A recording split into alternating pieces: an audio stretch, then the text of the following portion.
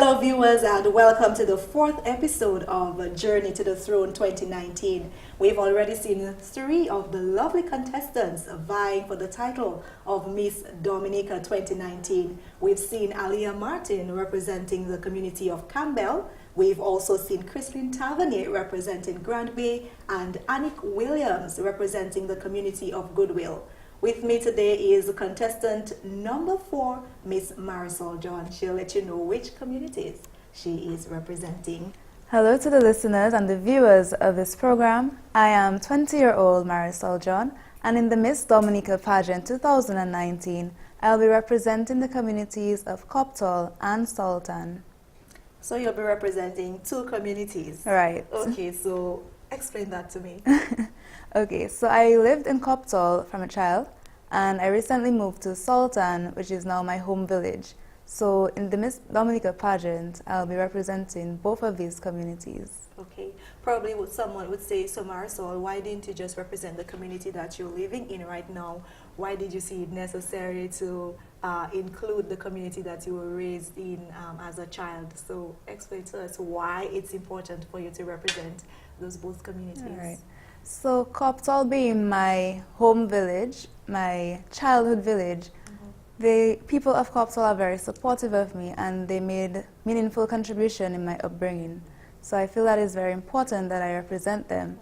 And the people of Sultan, though a very small community, the population of Copthall, they have been very supportive of my journey thus far, and I have formed a very good bond with many of the persons living in Sultan. So I think it is a very important thing for me to represent both of these communities in this pageant. Okay, wonderful. So give me a little sneak peek into Marisol growing up in the community of Copthall and then having to move to Sultan. Also, just tell me a little bit about your family, your upbringing, what was your childhood like? Growing up in Copthall meant enjoying nature and becoming one with nature, having been surrounded by greenery on all sides, having to visit many sites within the community, like our many rivers. Also being in the Roseau Valley, I also got the opportunity to go to many of our other natural sites like the Sulphur Springs, the Trafalgar Falls, and it was basically an experience to become one with nature. Through my upbringing in Copthall, I was able to interact with a number of people who meaningfully contributed to my success. The people of Copthall are very kind-hearted, warm, and spirited individuals. They know the meaning of hard work, and they instilled that in me from a very young age. Moving to Sultan wasn't much different. Sultan is again in the center of the forest, so it means that I get to be one with the environment. And one of my favorite things to do in Sultan is just go casual walking, because I get to see the waterfalls that we are home to. And we also, in my family, we also enjoy just sitting on our porch, taking in the cool breeze and fresh air within Sultan. All right, so a nature lover then. Right. That's great. So tell me a little bit about your family. Do you have any siblings? Yes, I do. I actually have one sibling, my older brother, Shannon, and he's currently studying in Cuba right now. So I'm the only one within the home right now. Okay, wonderful. Along with my parents. Okay, great. So you get to enjoy a little bit of what it's like to be an only child. Or is that enjoyable? It can be at times, but really sometimes it gets a bit lonely, and you just need that extra comfort within the household. So I do miss my brother, but they are the perks of being an only child. I'm sure they are. Yes. Okay, so a little bit about your educational background. Right. I've noted that you're a national scholar. You were once a national scholar. So tell us about your educational background, and also tell us what it is that you do now. Okay. So I went to the convent preparatory school, and after my 7 years there, I moved on to the convent high school in 2011. There I developed many skills as well as my academic growth. And at the end of my academic career, I studied 10 subjects, mostly being the sciences. It was not a very easy task, but I managed to attain 10 ones in all of these subject areas. Wow. Yes, and I also received the 2015 award for the National Scholar at the CXC examinations. That wasn't a very easy task to achieve, but it came as a surprise, although I was kind of expecting it as well, because I knew the efforts that I put in, the hard work, the long nights, the endless hours of crying and not getting a concept understood. It meant a lot of sacrifice as well. So having received this award, it didn't really daunt me or surprise me, but it was an elating experience. I could well imagine. I mean, 10 ones and all these awards and the sciences, everybody always considers these subjects to be so intimidating or so challenging. So I'm trying to understand. I mean, I know we're saying that, pageantry is not only about glitz and glamour, it's also about brains and intelligence. Right. So how does a girl who achieved 10 ones, who's into the sciences, decide, I want to be a Miss Dominica? Well, it's actually interesting because I started off my passion for pageantry as a very small child, a toddler. And that began through the watching of many shows, many pageantry shows on the internet as well as on TV.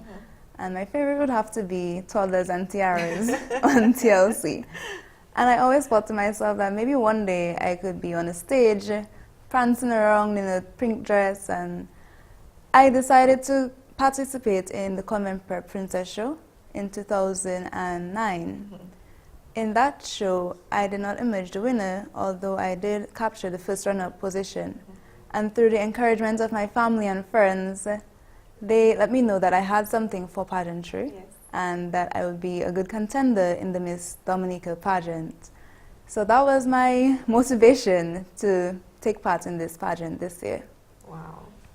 That's interesting. And that's the only pageant that you've ever participated in? Actually, no. Okay. Just a year after that, I took part in the Miss Brownlee Camp pageant, and in that pageant, I emerged the winner. Okay, well then you have one under your belt, so you're looking for another one. But just give us a little bit of insight into how preparations have been so far for the Miss Dominica pageant. The preparations for this show have been challenging, but rewarding. Challenging because there's so much one can do in a day, and during the preparations you have many, many things to do. And balancing it with my career, well, teaching, is not exactly an easy task. So that has been a challenge for me thus far, managing my time between school and the preparations for the pageant. The experience has been rewarding because the many advantages or the exposure that I have received from this pageant thus far has made me a better person overall. My public speaking skills have improved. I've also become a bit more confident, and just being able to interact with my fellow contestants on a daily basis is simply an amazing feeling, and I'm very grateful for this experience thus far. Other girls have told me so far that they've been able to create, this bond. Do you share that view? You're right, I definitely do. I see these girls as my sisters. I know that's a cliche, but I think we have really developed a bond that I can confidently say won't be broken anytime soon. That's good to hear. I know some of these competitions can be very vicious, especially when each of the ladies, everyone is passionate about, being the winner. But I think it's good that you all can, have that sort of relationship even while you're all, looking at the same prize. So it would be good if you can, continue that relationship, right, definitely. Even after.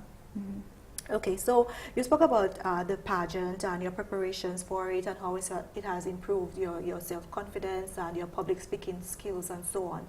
How important do you think a pageant such as this, the Miss Dominica pageant, how important do you see it for young women in society? Initially, seeing the Miss Dominica pageant on the outside, I honestly thought it was just about the glitz and the glamour and being present at activities, but actually taking part in the pageant, I realized that there's so much more to it, and it is very important to understand what it is that you're taking part in.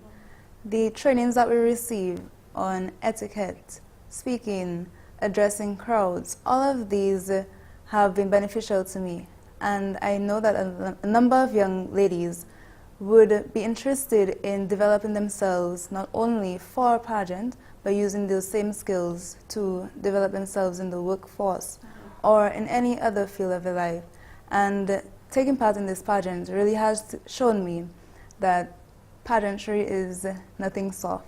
I would actually consider it to possibly being a soldier in the army or something, because it's really a tough thing. Work, yes. And have you ever felt like giving up? I've asked that to everybody. Have you ever felt like this is not for me? A number of times. A number of times I have thought of those things that maybe I shouldn't have gone up for this, or maybe this is not my thing. Yeah, but what did you tell yourself, because you're here? Right. I continuously remind myself that I'm here for a reason and I know exactly what I want. So those thoughts, they don't stay with me for a very long time, because I know exactly what I came for, and my goal is to get what I came for. Your goal is to be Miss Dominica. Yes, exactly that. Okay, so every contestant has a platform. Marisol, I'm going to give you an opportunity to tell Dominicans what your platform is, and how do you hope to bring awareness to what it is that you're passionate about?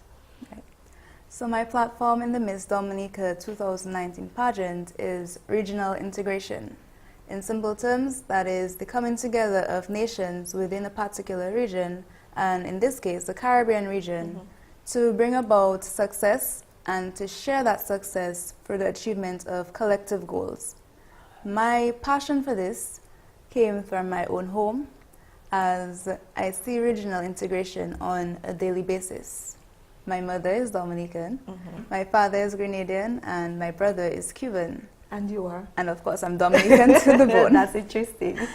So despite our differences in culture and our different cultural preferences, we all work together to achieve the goals of the family. And we all have one force that connects us more than anything else, and that is love. Right. So I see the Caribbean region as one big family, as the song says, Yes, family. Family, yes. So I can see that we can work together to achieve many great things for our people.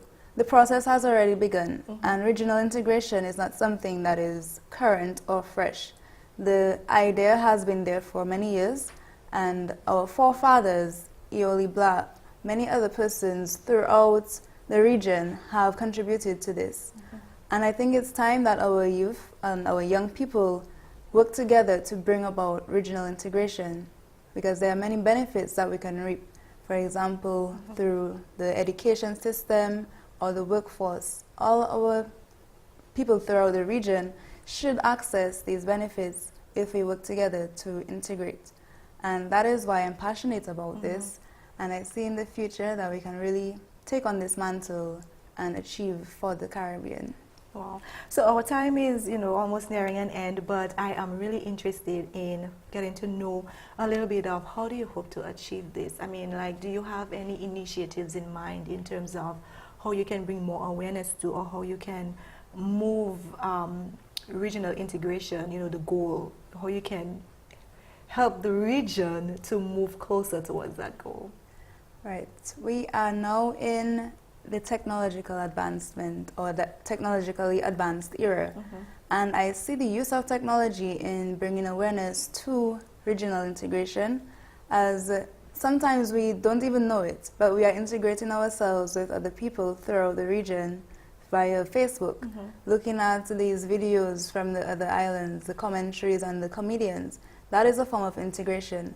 So I plan to use the internet, and particularly social media, to bring awareness to this and to encourage our young people to get to know the cultures of different countries throughout the region. Also, I plan to educate. Education is power, and using my capacity as a teacher, I believe that through education, individuals will become more aware of the advantages of regional integration, and that in itself would encourage them to work towards it. I wish you all the best with this. Thank you very much. Okay, so you're sponsored by D-Threads. Yes, Tell I us a am. little bit about your sponsor.